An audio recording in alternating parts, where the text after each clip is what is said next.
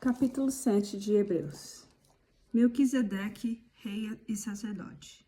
Esse Melquisedeque era rei na cidade de Salém e sacerdote do Altíssimo Deus. Quando Abrão estava voltando da batalha em que matou os reis, Melquisedeque foi ao encontro dele e o abençoou. Abraão lhe deu a 10ª parte de tudo o que tinha tomado dos inimigos na batalha. O nome de Melquisedeque quer dizer primeiro rei da justiça. E, porque ele era rei de Salém, o seu nome também quer dizer rei da paz. Não se conhece o pai, nem a mãe, nem qualquer antepassado de Melquisedeque. Não se sabe nada sobre o seu nascimento ou sobre a sua morte.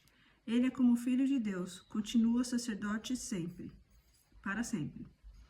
Vejam como Melquisedeque era grande. Abraão, o patriarca, lhe deu a 10ª parte de tudo o que havia tomado dos inimigos na batalha. Conforme a lei de Moisés, os sacerdotes, que são descendentes de Levi, têm a ordem de cobrar do povo a 10ª parte de tudo. Eles cobram dos seus próprios patrícios, embora estes também sejam descendentes de Abrão. Melquisedeque não era descendente de Levi, mas cobrou a 10ª parte daquilo que Abrão tinha tomado na batalha e o abençoou. Sim, abençoou o próprio Abraão, que havia recebido a promessa de Deus. Não há dúvida de que quem abençoa é o maior do que quem é abençoado. No caso dos sacerdotes, a 10ª parte é cobrada por homens que um dia vão morrer.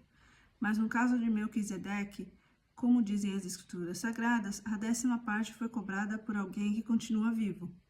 E pode-se dizer que quando Abrão pagou a 10ª parte, Levi também pagou, e são seus descendentes que cobram essa 10ª parte. Porque Levi ainda não tinha nascido, e pode-se dizer que ele estava no corpo do seu antepassado Abraão, quando este se encontrou com Melquisedeque. A lei que o povo de Israel recebeu se baseava no sacerdócio dos levitas, que eram descendentes de Arão. Porém, se o trabalho dos sacerdotes levitas tivesse sido perfeito, não haveria necessidade de aparecer outro tipo de sacerdote da ordem do sacerdócio de Melquisedeque e não da ordem de Arão. Porque quando se muda o sacerdócio, a lei também precisa ser mudada. E o nosso Senhor Jesus, a respeito de quem são ditas essas coisas, pertencia a outra tribo, e nenhum membro dessa tribo jamais serviu como sacerdote no altar. É sabido que, por nascimento, Jesus pertencia à tribo de Judá, e Moisés não disse nada dessa tribo quando falou a respeito dos sacerdotes. Outro sacerdote como Melquisedeque. E tudo isso se torna bem claro, pois surgiu um sacerdote diferente, parecido com Melquisedeque. Ele não foi feito sacerdote pelas leis ou normas humanas, porém se tornou sacerdote por meio do poder de uma vida que não tem fim. Porque as Escrituras Sagradas dizem: Tu serás sacerdote para sempre, na ordem do sacerdote de Melquisedeque.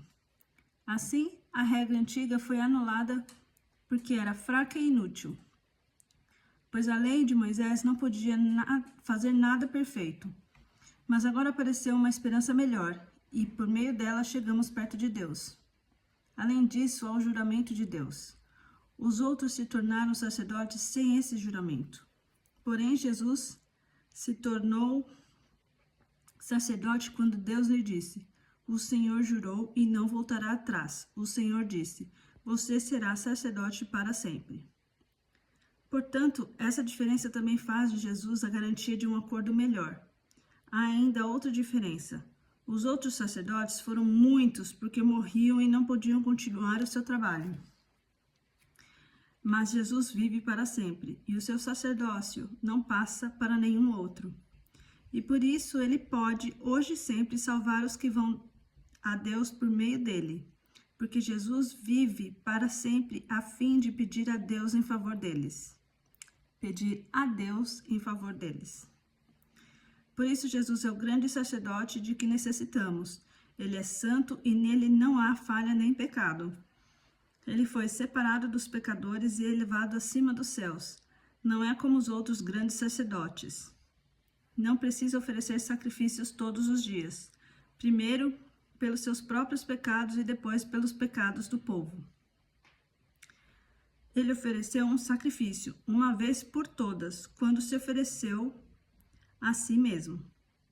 A lei de Moisés escolheu homens imperfeitos para serem grandes sacerdotes, mas o juramento de Deus, que veio depois da lei de Moisés, escolhe o Filho, que se tornou perfeito para sempre.